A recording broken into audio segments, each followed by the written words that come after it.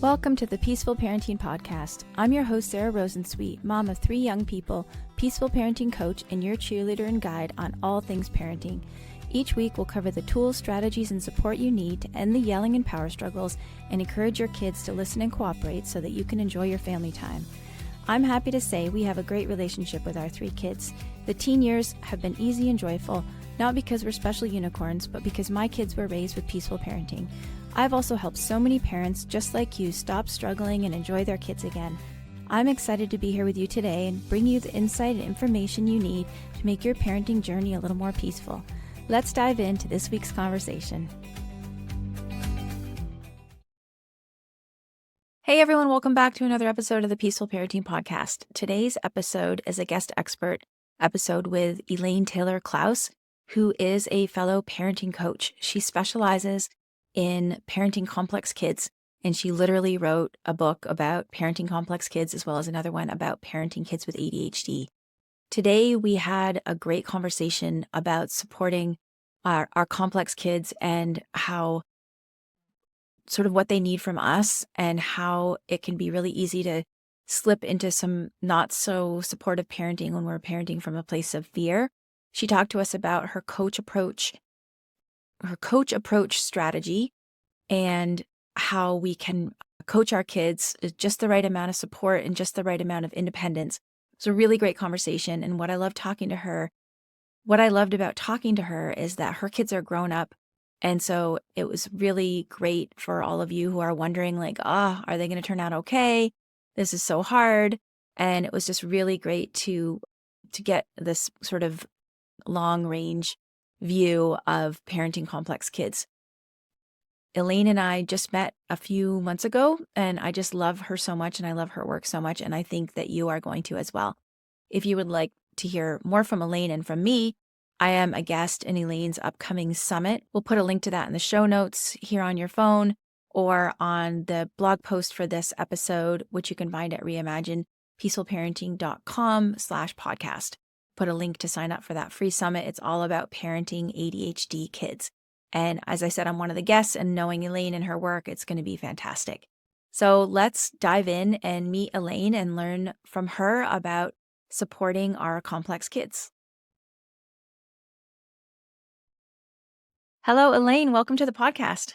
Thank you. I'm psyched to be here. I'm so glad to have you here. We first met when you were a guest in my summit a few months ago, and we just really hit it off. And since then, I've been on your podcast, and it's just a pleasure to talk to you again and have you on my podcast. So welcome. And I'm so excited. I can't believe that was just months ago. It I feels know. like I've known you for years. I know. I think, well, sometimes you meet people and it feels like that. And it definitely feels like that with you.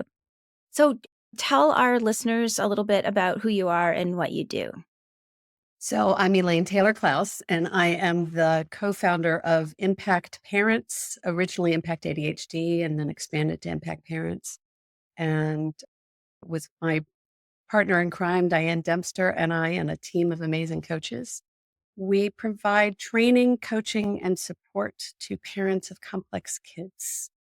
And How long ago did you start that? We've been doing it together since 2011. Okay. So we've been doing it for almost 15 years. Cool. And the secret to what we do is that when we started out, there was very little support for parents and a lot of support for kids. And we realized that we as parents needed more. And when we became coaches, we became better parents, and it wasn't rocket science. So this kind of the secret to what we do is we actually teach coaching skills that are neurodiversity informed to parents and to the professionals who support them. My first question on my list was tell us about the coach approach. However, before we get to that, maybe just tell us your definition of complex kids. So my definition of complex kids has evolved. When I wrote the book, my last book is The Essential Guide to Raising Complex Kids with ADHD, Anxiety, and More, and that came out in 2020. And the publisher asked me to define it. And my definition then and now has morphed, I would say.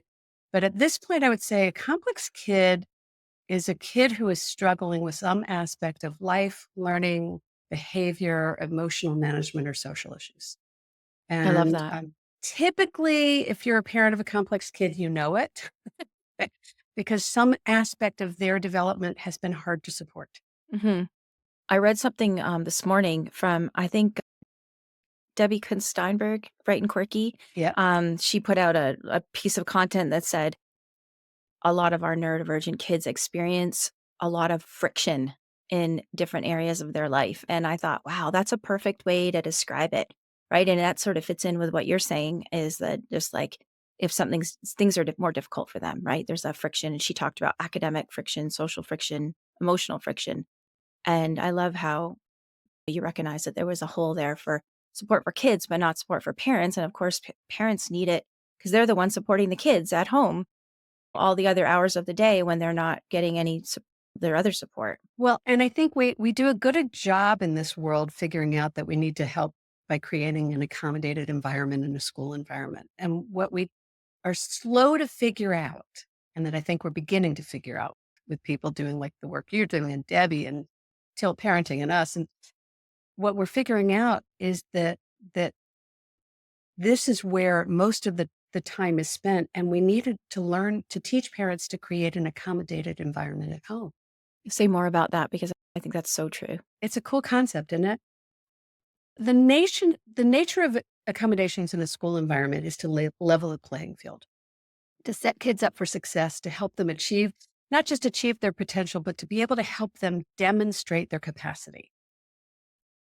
And we need to do that at home as well, to set them up for success. I mean, part of the reason I love that language that Debbie uses of friction, part of the reason these kids experience these areas of friction is because they're developmentally challenged or delayed in some aspects of their development, but it's not all aspects. Mm-hmm. So it's not, it's the disconnection, the irregularity that can become so confusing, I think, for parents and for the kids themselves. So if we begin to recognize, well, they're really talented in this and we can help them soar in this, and they're really struggling with that. So we might need to shift our expectations in that other arena and meet them there and let them develop differently. Then we can really help create an environment that sets them up for success, where they're not constantly hitting failure after failure after failure. Mm-hmm. That's demoralizing for anybody. So what would that look like? An example of accommodations at home, like just something that comes Well, to mind. so it might be sometimes it's accommodating it in the school environment and bringing that home, right? So I'm thinking about when one of my kids was younger, they had accommodations at school. And then the deal when they got home, depending on how old they were, was okay, you can only spend 15 minutes, 20 minutes, 25 minutes, 30 minutes on that assignment. And when you're done, and I had to understand that it was up to me to call it because my perfectionist kid was going to spend 3 hours working on a 10-minute project. And that wasn't good for anybody. And so that's an example. It may be if you've got a kid who really excels in an art or a sport, that they may be more independent. They may be more taking more ownership of that. They might be preparing their clothes or their instruments and getting all that ready on their own, but they might still need some scaffolding when it comes to getting started on their homework. So it's recognizing that they're not developing universally at the same pace. And so our response as parents needs to meet them wherever they are developmentally. And it's going to be a little erratic. Yeah. And that's okay. That's normal. I love that you said scaffolding because I realized when you were talking about accommodations, that's what we often talk about is the scaffolding piece. And it might even, some stuff I think might even might make parents feel a little uncomfortable. Like I'm thinking about if you have a kid who's used up all of their energy at school, it might mean that they're not doing like the quote typical like chores or things Chores. like That's that right. when they get home.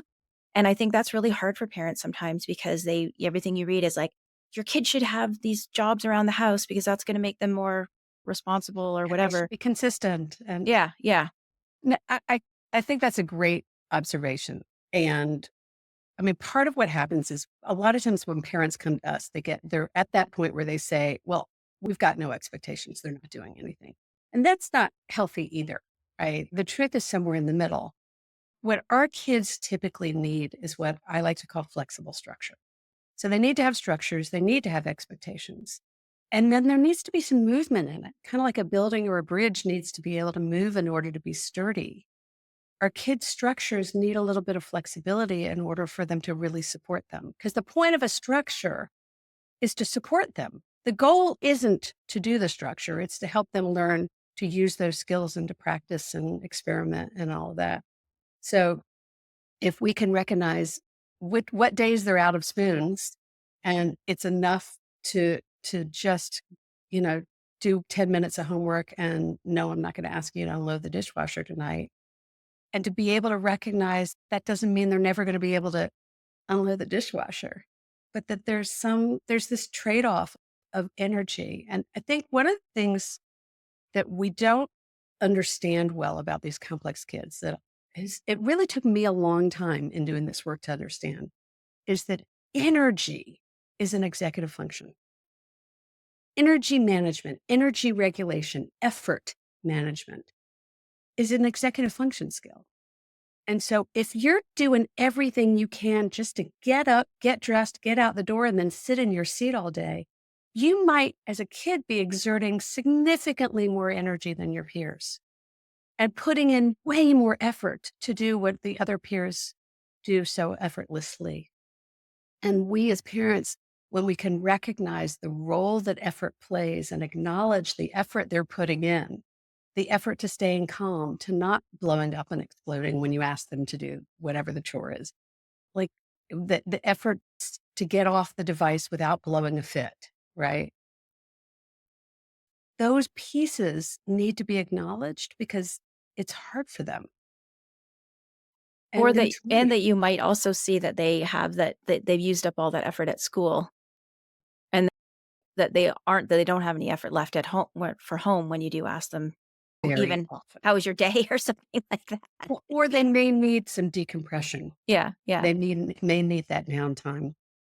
One of my kids, there was this one year they were in a special needs program that was not a very good special needs program, to be honest. They ended up having to repeat seventh grade because it was a cluster of a year. And every single day, I would pick that kid up from school, and it was all they could do to hold it together before the van door closed. And I was there with my snacks every day, and they were crying. They had to let it go every single day. It was Aw, horrible, right? aw. But instead of getting angry about it, I've learned to understand what was going on and to support him in it.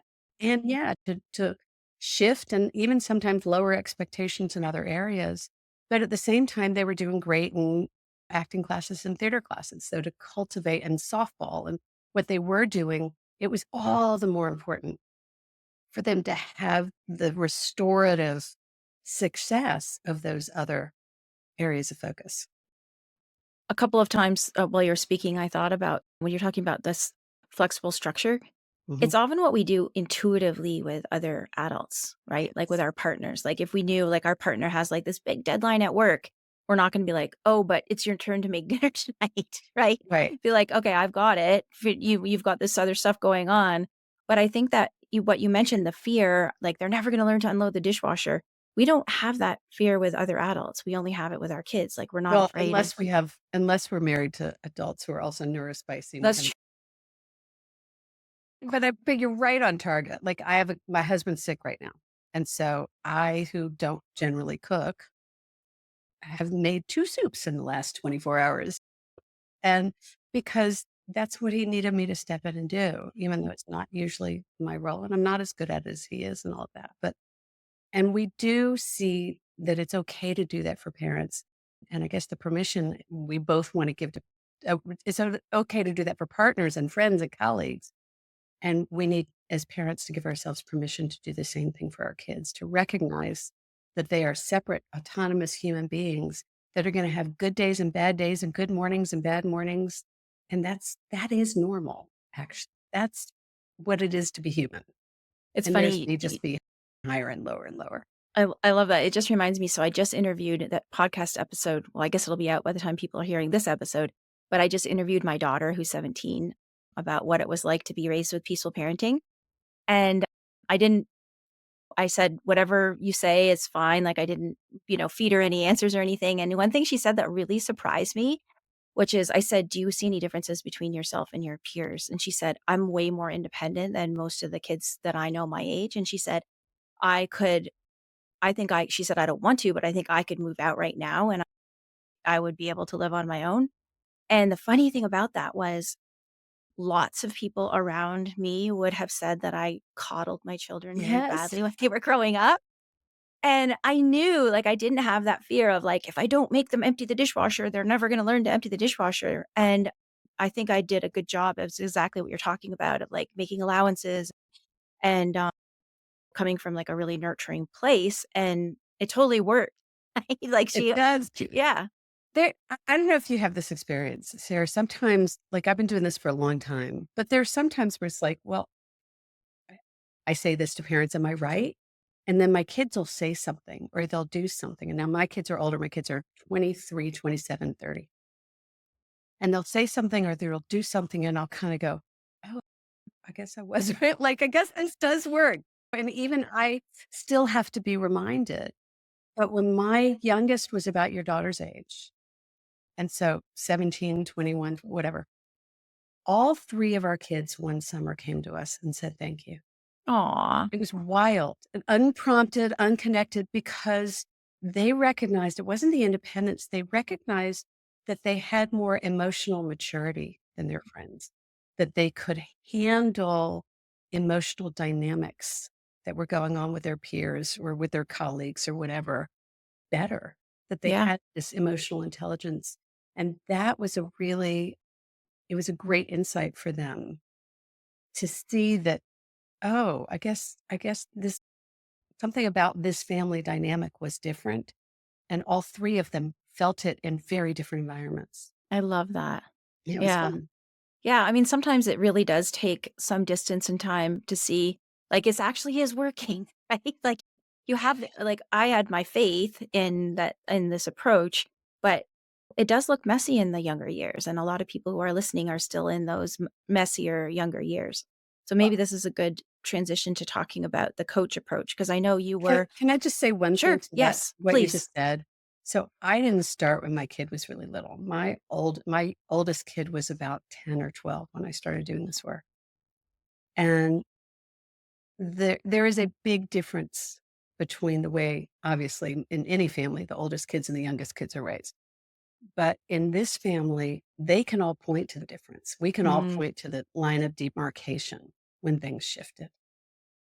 And and so I guess the message I want to say is it's never too late because I didn't my youngest kid was 6 when I started this and it's definitely a different world for him than it was for my oldest.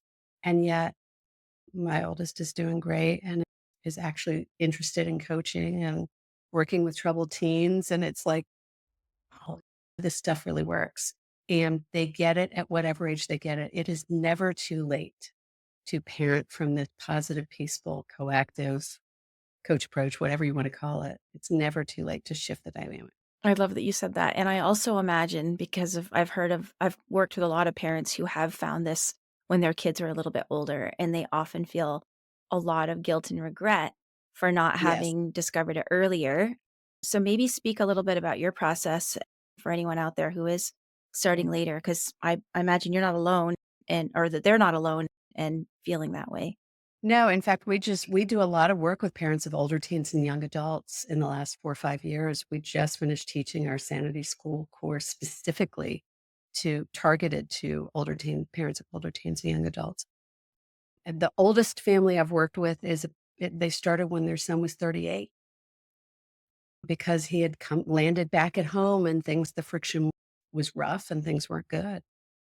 And they have recently graduated because he's doing great and he's getting ready to move out. And like the nature of what we do at Impact is called the coach approach. So we teach coaching skills and then we coach people to use them. And because coaching is an empowerment based approach and modality and it's evidence based for change management.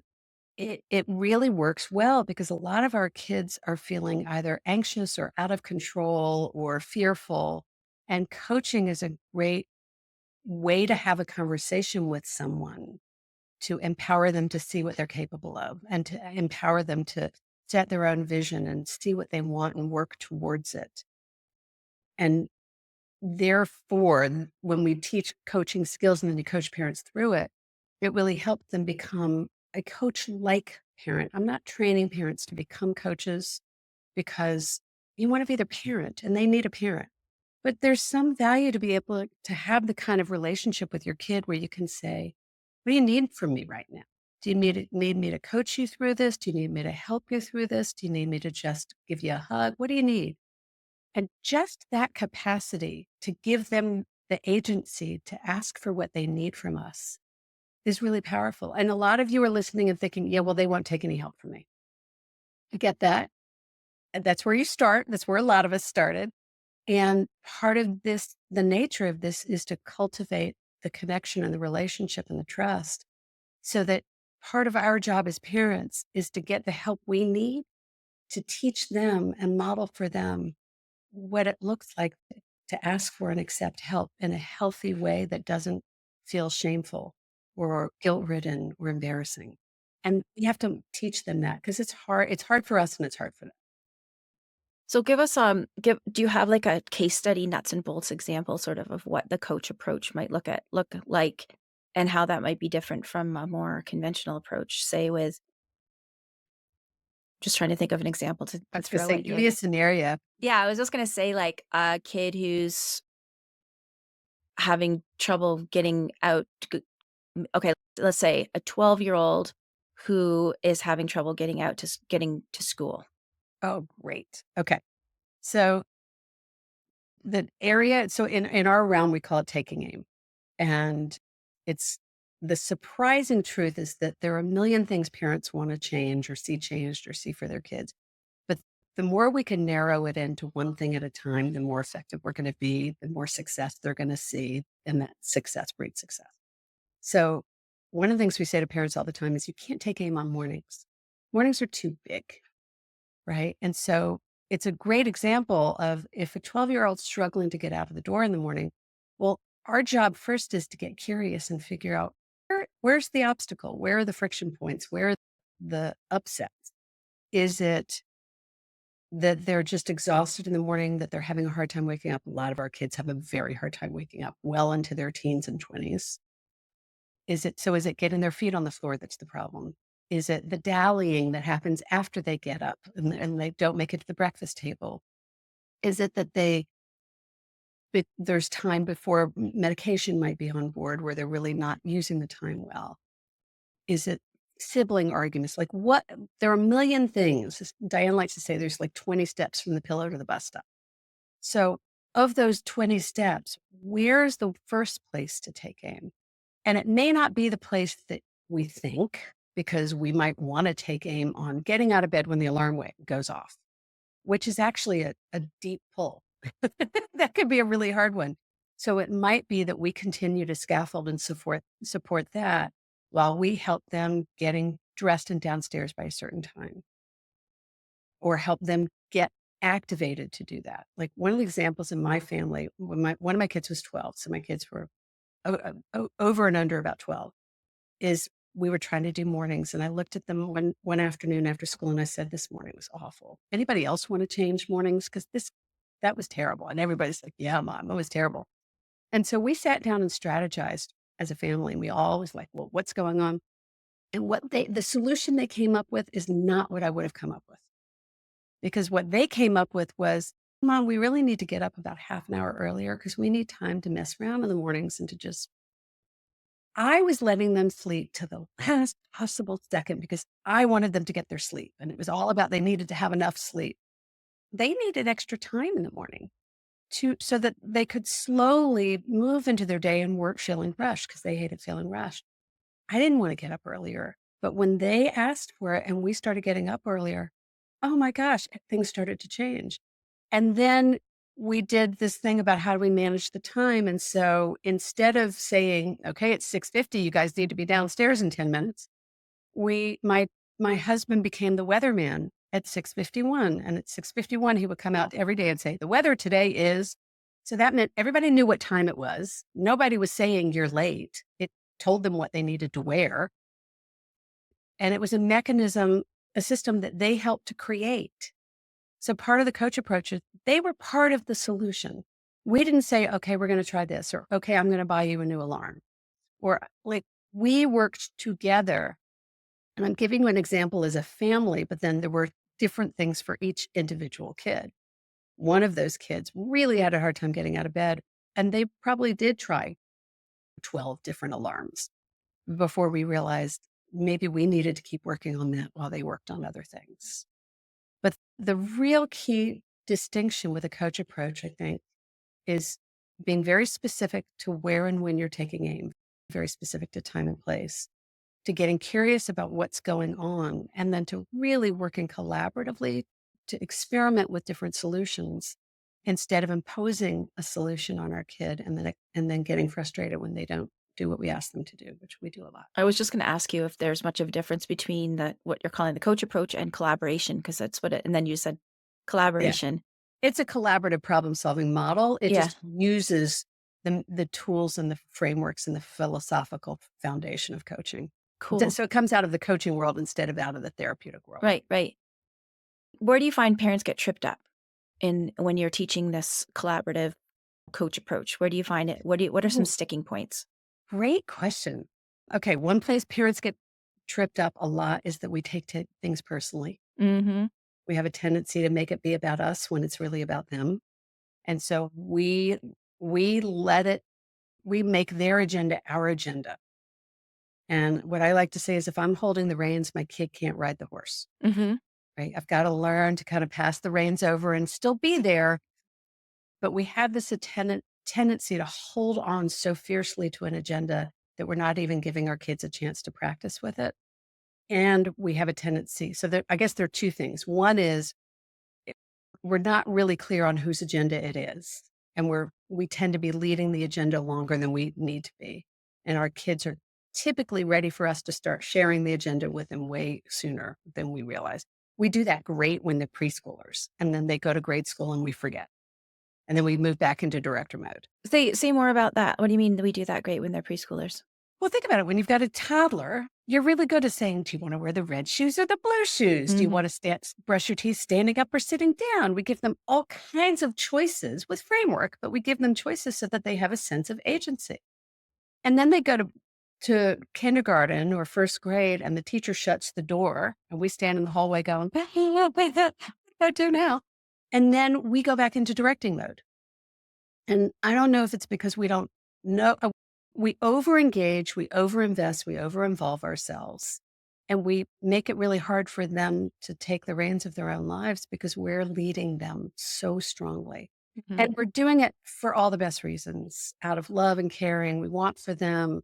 We see they're struggling with executive function, but with a toddler, they're struggling to learn their time to tie their shoes, and we wait for them to learn to tie their shoes.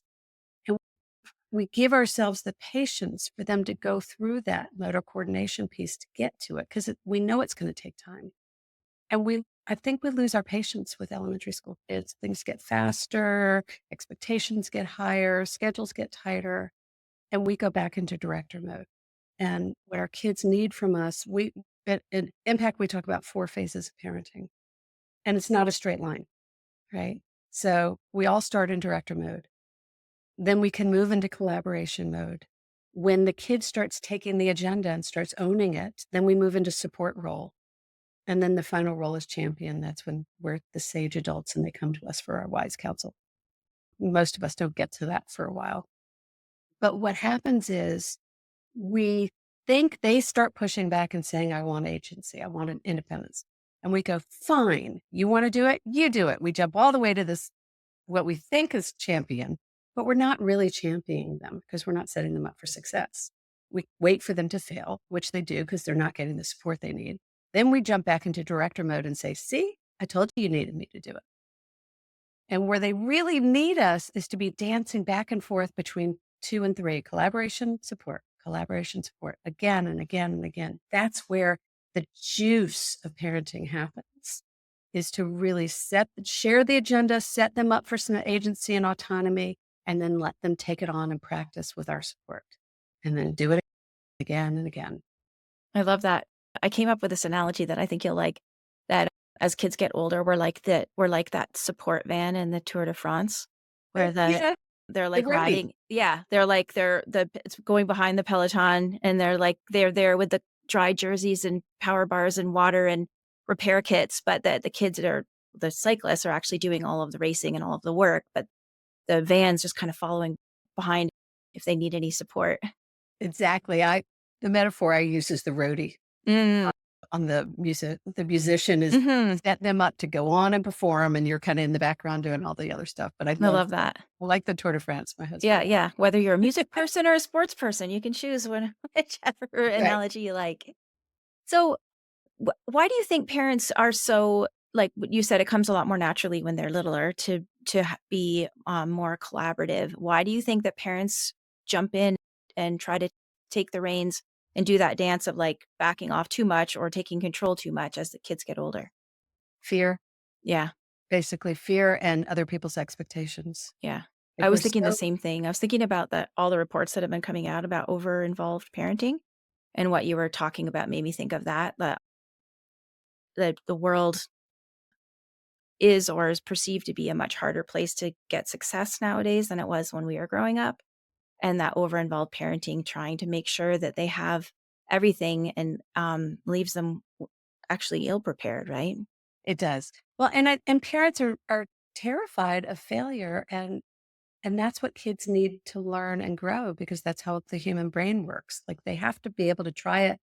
When we teach parents, we do this whole module on using systems and structures effectively, and one of the key things we try to teach is expect that it won't work right the first time. That's okay. It's the process of experimenting and figuring out what does work and doesn't work. That's the magic. We want our kids to be in the process of problem solving for themselves.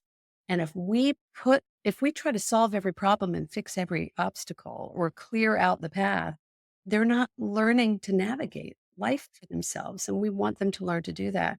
But I do think that we're afraid of their we're afraid that they won't be successful enough, right? We're afraid of failure. We're afraid that we're not living up to whatever expectations the world has for us, that we're screwing up. I know that for me as a parent with my own neurodiversity, and I wasn't diagnosed in my 40s, I nothing made me feel smaller than teachers in schools Hmm. with the emails and the calls and the like I just felt like such a failure as a parent. And it was reinforced, and I know nobody else can make you like it was my own worries and my own fears that were getting amplified by the emails from the school and the calls from the school, and all of their concerns were compounding my concerns. And then I was kind of in a constant, almost panic.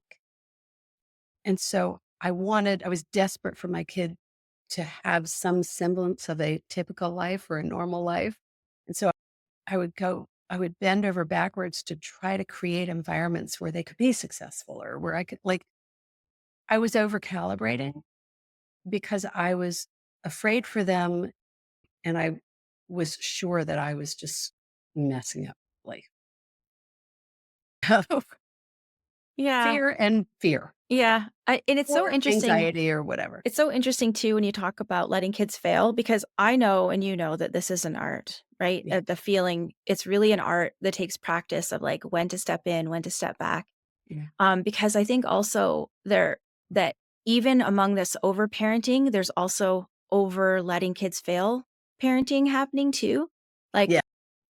I love this quote I read from Alfie Kohn once that he said, you have to be really careful of natural consequences because, and for anyone who's listening, natural consequences happen without any involvement from us. I'm not talking about limits or punishments, but Right. he says what you have to be careful about with natural consequences is sometimes they can say to a child, my parents could have helped me, but they didn't. Mm. And I love that. Like, cause I think that's really true sometimes too, right? That goes back to the original conversation about creating an accommodated environment at home, right? Like it's not, we do want our kids to learn, and sometimes natural consequences are magic. It's like they're co parenting with us. I have this memory of my kid at 16, my youngest, who was going off to this leadership camp, right? And and all offers to help him with the packing list and to packing were avoided, and I let it go. And then he gets to camp, and I start getting the texts. I forgot I forgot sheets. I forgot a blanket. I forgot a pillow. It's like, and the text, there's a version of the text thread in my book. It's hysterical because by that point it was like, oh, really? So what are you going to do about it? How do you want me to handle it? What do you want from me? And the end of it was, okay, I've got the box ready to go to you. I can send it to you overnight. Now it'll cost you $135, or I can send it to you this way and it'll only cost you $35. Which do you want to do? I'll take the $35. Great. That's natural consequences when you're working with your kid. Yeah. Right. Yeah. And I think an over natural consequence would be tough. Too bad, kid. Yeah. Too bad. Looks like you're not going to have sheets or blankets for the time when you're at camp. Right.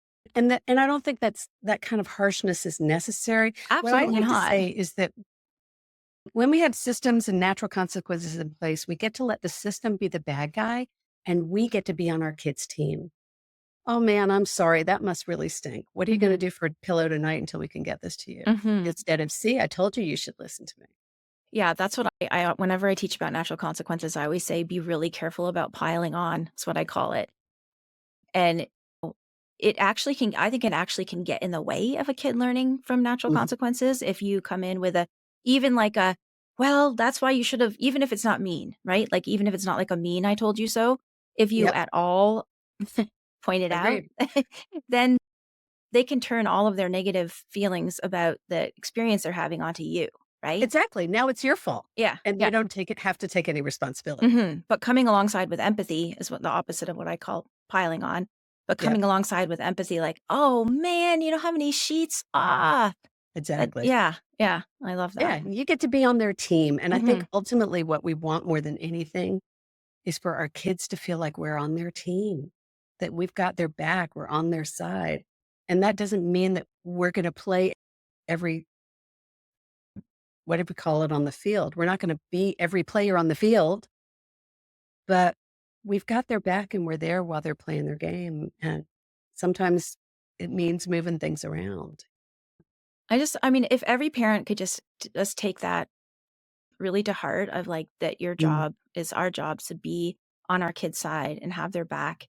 And it doesn't mean that we're overparenting or it just, I don't know, the world. My husband and I often had this conversation because he is a person who sees problems very easily. That's what makes him very good at his job as an attorney. Is he can see the problems everywhere. And he used to always like kind of point out things to our kids of their shortcomings in what he saw as a helpful way. And I always felt like they're going to learn all of that without us. Like, our job is to just be like 100% cheerleader, even if it's a little unrealistic. I don't know. You disagree with me if you want, but I would rather err on the side of being unrealistically optimistic and positive rather than trying to, quote, prepare them for the real world. No question. Our job, more than anything, I think, is to hold a vision for them and sometimes it's to hold the vision for them until they're able to hold it for themselves. This last summer in 2024, I was speaking at a positive psychology conference in Europe, and I met a phenomenal guy named Andreas Kraft, who is one of the leading world researchers on hope. Fascinating guy. And he was one of the keynoters. And I had him on my podcast. I'll give you the link if you want to. I'll put it in the show notes. Yeah, perfect. He, leading global world researcher on hope. And his takeaway message at the conference and again on the podcast was, what kids need from us parents more than absolutely anything is to believe in them. It's the mindset that we bring that sets them up for the capacity for hope that dictates their. And it was just like, so it's backed up by research, Sarah, just so you know. And it's a really profound reminder that whether we believe they can or they can't, kind of like when they're little kids and they fall down and they look to us to see if they're hurt or not, right? And if we go, are you okay? They're going to start crying. And if we go, oh, they're going to pick themselves up and then figure out whether they're really hurt or not. And it's like that as they get older. They're looking to us to find out, am I okay? Am I doing all right? Am I okay? And if all they get from us is, well, you didn't do that right, and you should have done that, they're going to start feeling that. But if what they get from us is, yeah, you might not have hit it this time, but I got this. You did this part great. And this is where I see you going. And this is your capacity. And like, if we can hold the vision for them, especially when they struggle to see it for themselves. And as teenagers, that's developmentally, they're going to struggle to see their own capacity. On the one hand, they're going to think they're indomitable, but on the other hand, they're not going to be so sure. I love And that. we get to hold that for them and help them see it, Yeah. even when they can't. Yeah. Hope trumps fear. It does. Yeah. It really And does. And it optimism. feels so much better too. Yeah. Yeah. I want to share with you, I'm going to have to put my glasses on to find this quote, but I want to share with you this quote. It's actually from a Canadian politician who died about 10 years ago, maybe. But I just love it so much that I want to read it to you because I think it's a nice way to close out our podcast before I ask you our final question. Okay, so this was Jack Layton, who was the leader of the Canadian NDP. So he says, "My friends, love is better than anger. Hope is better than fear. Optimism is better than despair. So let us be loving." I was going to make me cry. Let us be loving, hopeful, and optimistic, and we'll change the world. Yeah. Isn't that beautiful? That's it. Yeah. Well, that quintessentially is our role as parents, is to be hopeful and positive and optimistic and to see. And we start off that way, right? They come into this world and we see all of their potential, right? And then somehow we get frightened in the process. Yeah. And I think, I mean, this applies to all parents, but especially parents of complex kids. And it can just take longer. I think it can take longer and the fear is bigger. Well, it does take longer. I mean, their pace is going to be different from their neuro neuronormative peers. And we've got to get comfortable with that pace. And that's when those expectations become an issue, right? If we are so busy worrying about the expectations of, well, this kid got into that school and and we can let that go and say, this kid's at their pace. Where are they going to be? When do they need to be there? It's amazing that with that hope and belief and support, they really do tend to land on their own 2 feet. And it may not be the path we wanted for them or expected for them. I can tell you I have a kid who's an actor. I was never expecting that one. And they're on their path. And one of the things I like to say is that our journey is to support them on their journey and to understand them well enough, to help them understand themselves well enough, to help them learn to manage themselves. And that's our job, that's our journey, and that's theirs. Well, thank you for this wonderful vision from the future too, because I think most of my listeners don't have grown-up kids yet. And it's really nice for them to hear from not only an amazing coach of parents of complex kids, but a parent of complex kids whose kids are on their way. I think it's a Yeah, they nice, get there. yeah, yeah, They get there, and you make the difference, right? Like if you've got younger kids, now is the time to shift how you be in relationship with them and to focus more on who you're being than what you're doing. Because it's who you're being in relationship with those kids that matters more than absolutely anything. yes, love it. So the question I ask all my guests on the podcast is if you could go back in time to your younger parent self, what advice would you give yourself? Ooh, if I could go back, what advice would I give myself? It would be to trust myself way earlier than I did and to stop trying to live everybody else's expectations and to trust that I knew what this kid needed better than anybody else and to stop trying to live up to everybody else's expectations. Love And that's that. a lot of different things, but it really all of it came down to trusting myself or Yeah, not that makes trusting sense. myself.